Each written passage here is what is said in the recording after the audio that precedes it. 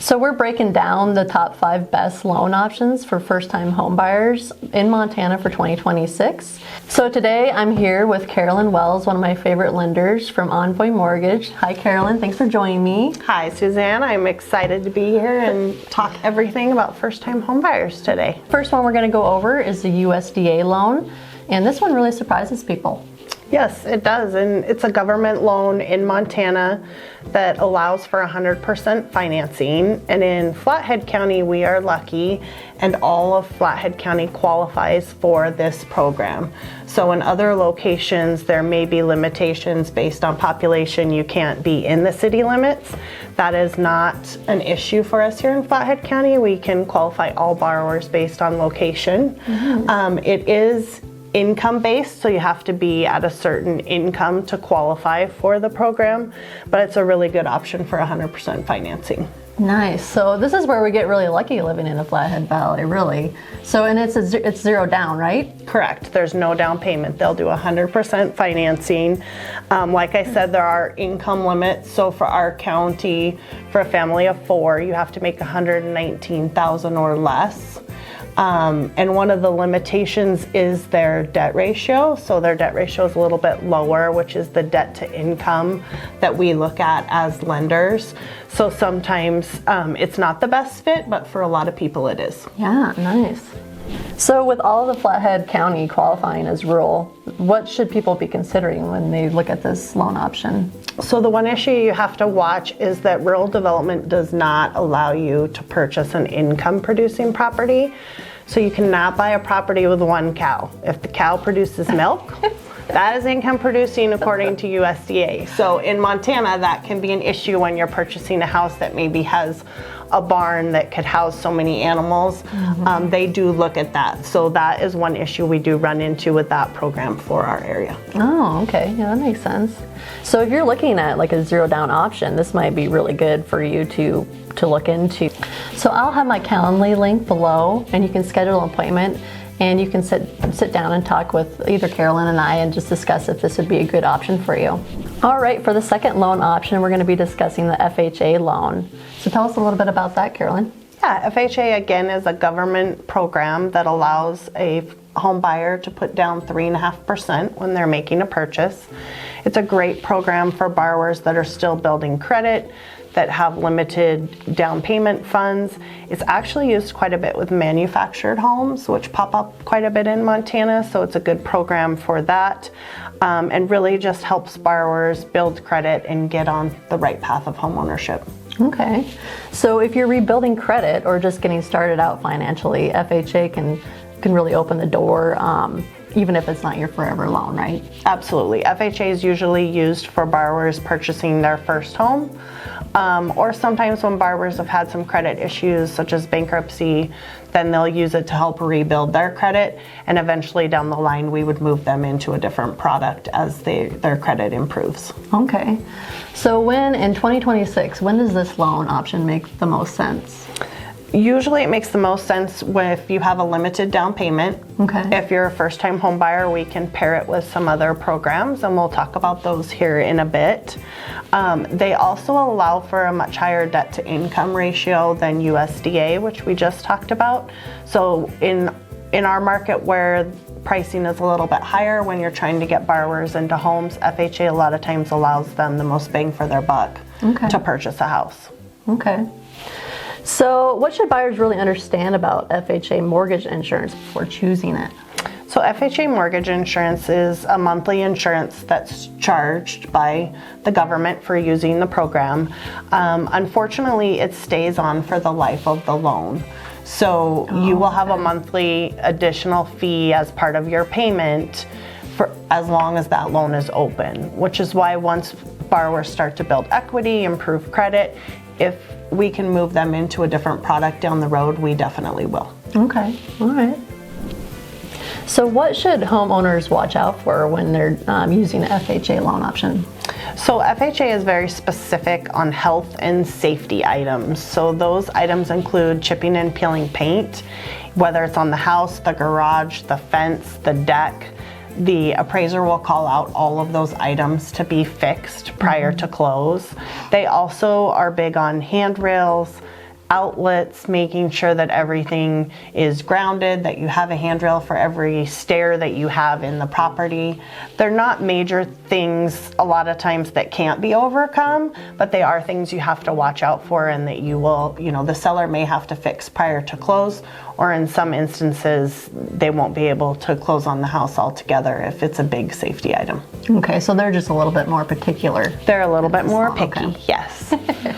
All right, for loan option number 3, we're going over the MBOH loan, which is the Montana Board of Housing. It's a program that offers down payment assistance. So tell us a little bit about that. Yeah, this is actually a great program for Montana residents. It actually pairs with government loans. So your first mortgage is typically an FHA, a VA, or a USDA loan. And you pair it with Montana Board of Housing's down payment assistance program, which allows you to do 100% financing if you're pairing it with FHA.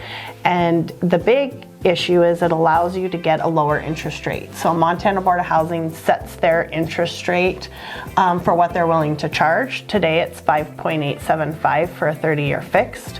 So if you were doing an FHA first mortgage and you're pairing it with down payment assistance, both of those pieces of the puzzle are at 5.875, which is a big savings for first-time home buyers. Yeah, for sure. So this is really great for buyers who are renting and are really struggling to save any money, right? Absolutely. So the down payment assistance is a total of $15,000, and that can be used towards the 3.5% with FHA, or if you were pairing it with USDA or VA, you could use the total of $15,000 towards your closing costs.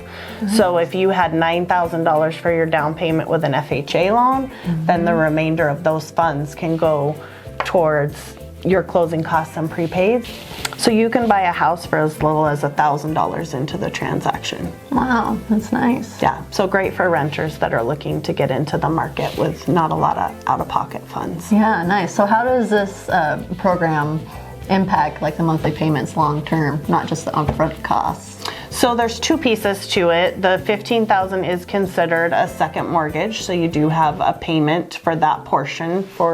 It's set up over a 15-year term. So for $15,000 at 5.875, that currently is $125 a month. Okay. You can pay that portion off at any time. So if the homeowner paid it off in 5 years, their payment would automatically drop by that $125. If it's paired with the other government programs that have mortgage insurance, that mortgage insurance is going to continue for the life of the loan. Oh, okay. So again, it's really a stair step into getting you into the house, letting you start build equity, and then Suzanne will sell your house down the road and we will get you into a different loan. Yeah, okay. So say you technically qualify for this loan, like who is this not for? Well, it's income based, so you have to make a certain amount of income to qualify. Okay.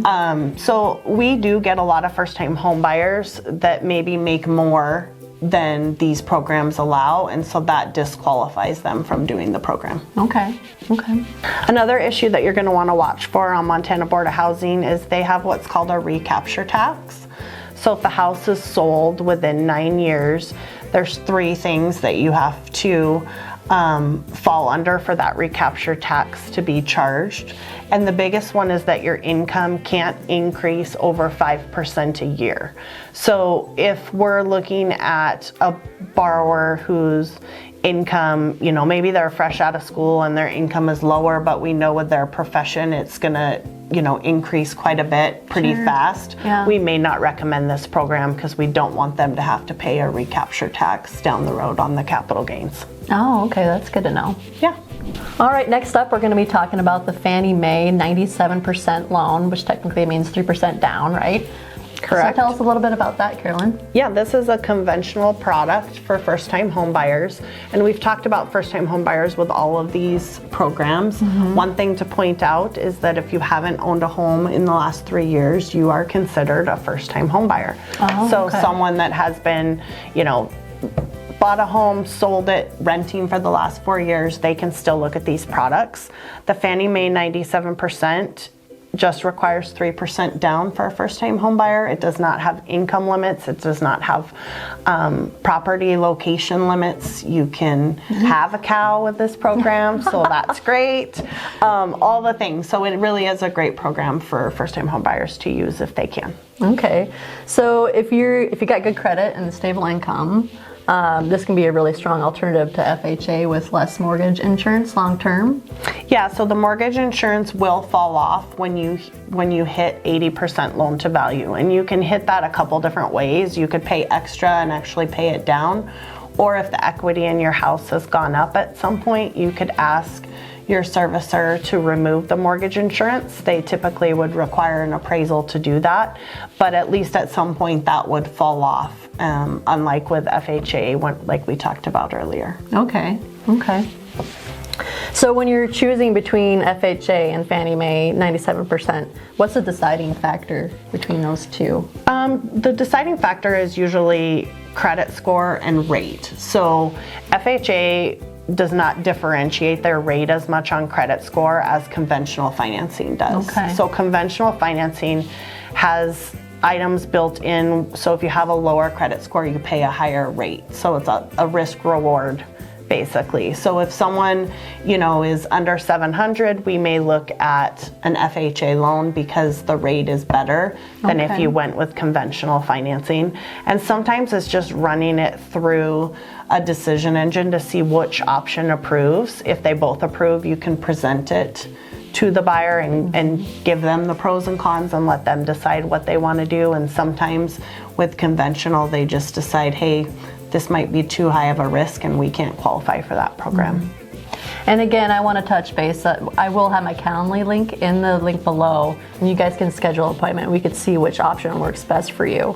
So the next one we're going to go over is the Home Ready loan, and I love this one for buyers. Yeah, this one is great for buyers. Again, it's conventional financing for first-time home buyers.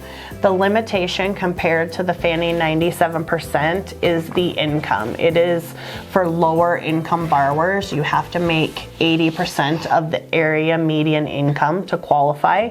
And in our area, that maximum income would be $82,000. Okay. So, sometimes that disqualifies us because we can't find a house with a payment with a budget that fits together. And that's a lot of what this is piecing together each individual person's credit, income, location of the house, their situation. We always recommend that we meet prior to looking for houses so we can go over these programs in person. It's a lot to absorb for a first-time home buyer that hasn't done lending before. It's a lot to absorb for us who have done lending before. So we do like to meet face-to-face, explain the different options, even explain why we don't think you qualify or we don't think it's the best option, so that you understand as a lender what I'm looking at to set you in the right program for what you're trying to purchase. Absolutely, yeah. So what's the biggest long-term advantage to Home Ready compared to FHA? Yeah, the biggest advantage is similar to Fannie's 97%, the mortgage insurance will fall off at some point. Okay. It also, if you're a first-time home buyer, removes a lot of the adjusters to interest rate that you get on conventional loans. So like we talked about, sometimes FHA is better because it has a lower rate. This actually can give you a significantly lower rate as well. And all of these are fixed rates, so they will stay for the life of the loan. But the mortgage insurance piece is a huge chunk. If that can fall off, then long term you would have a better payment. Okay. All right, so if I am a first-time home buyer and say I want to start looking for a home, and what are the first steps I need to do before I do anything else? So first step is to get pre-approved. And a big myth out there is that you have to be ready to buy a house when you get pre-approved. And that really is not true. What we're really looking at with the pre-approval is where's your credit at, where's your income at, what programs do you qualify for, and if there isn't a program that fits what you're looking for right now, what can we do to get you to the next step? Okay. There's a couple of things that you have to do as a first-time home buyer. One is a lot of these programs require home buyer education. That can be overwhelming once you have a house under contract. So a lot of times it's nice to know, hey, am I using a program that requires home buyer education? Yeah. Here's the link. Can I get that done before we ever find the house?